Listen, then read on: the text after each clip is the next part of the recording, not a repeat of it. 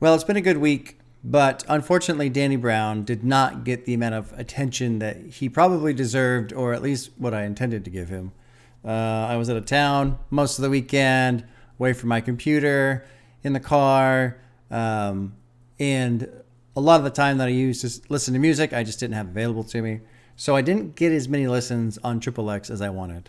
However, I did get to listen. I think I got about 3 listens in today, which was pretty good. Pretty good. I listened to it on the way into work, at work a bit, and then on the way home too.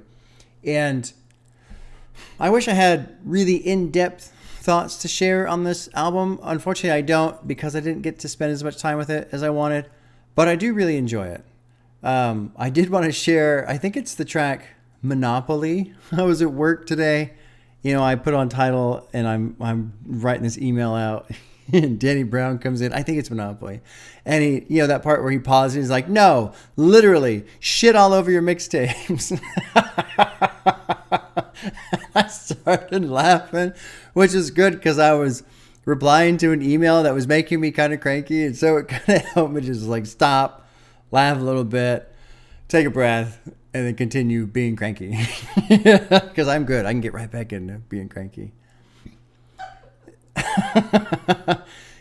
What I do like about this album, though, is, you know, you've got the overarching kind of theme, right? Of it's this party, and then it kind of starts to decay into this other thing, and then the back end where he's kind of, it seems like he's justifying the drug use because he's made it so far and where he came from and all this other stuff. And then having come off of Damn recently, I kind of thought, you know, you can almost do a reverse order with this album too. Almost. Not quite. You know, with the opening track being XXX, but he calls it 30, and the final track being 30, but he calls it XXX, it does kind of imply some inversion there. And if you go backwards and play forward, it's kind of interesting because he talks about scrapping or dying and being in the field, you know, abandoned houses, empty house, empty lot, you know, abandoned house, ducking through, and then talking about where people are from, you know, the east, west, northeast, southwest. Then it kind of drifts into party all the time and nosebleeds. And so if you take that perspective of maybe he's, you know, either participating in this or seeing the people around him, you know, the addicts and stuff like that, then it slips into DNA. And DNA's got this thing, which honestly, I listened to DNA probably 10 times today. That song has really, really grown on me fast. I love the beat. It's got this like retro kind of sound to it, and it's just fucking cool, man.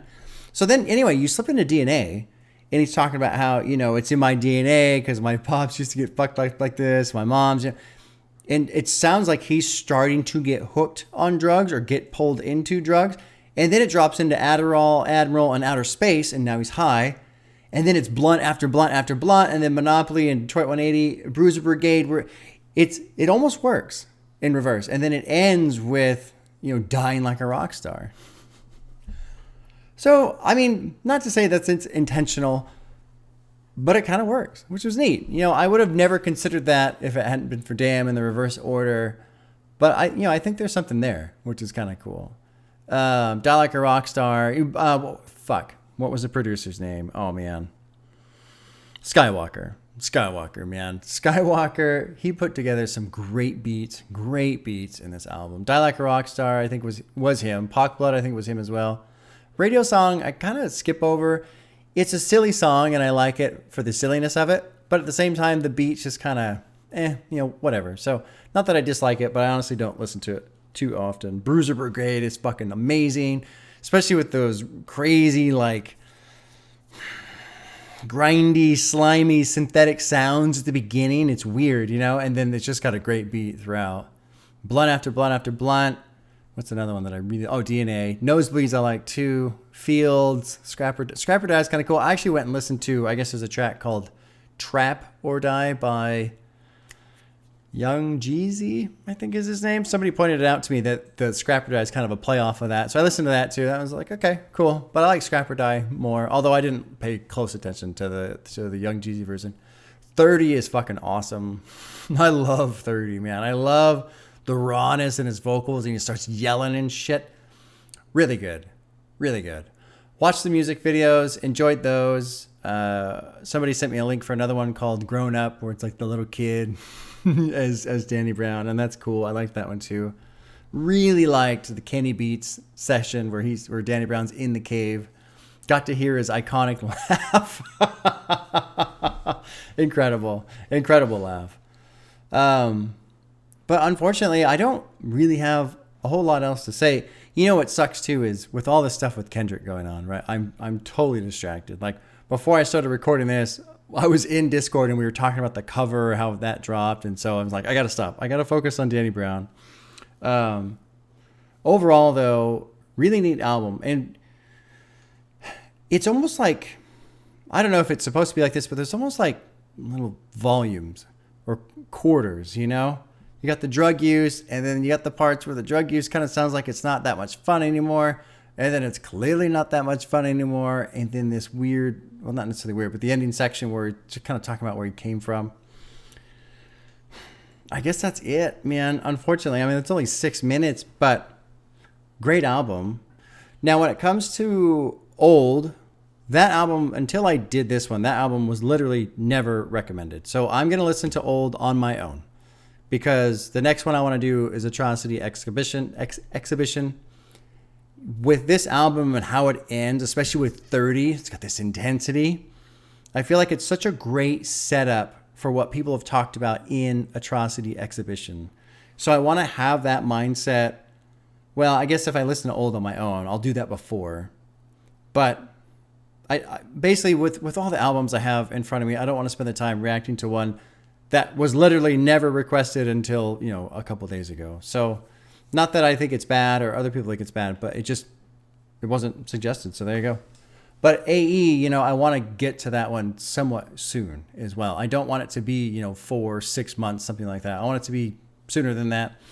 I don't know when, but with everything that people have said about it and where this ends, I don't know how Old plays into it, if it kind of fits a general story or not, but I'm very excited to hear AE. Very excited to hear that one.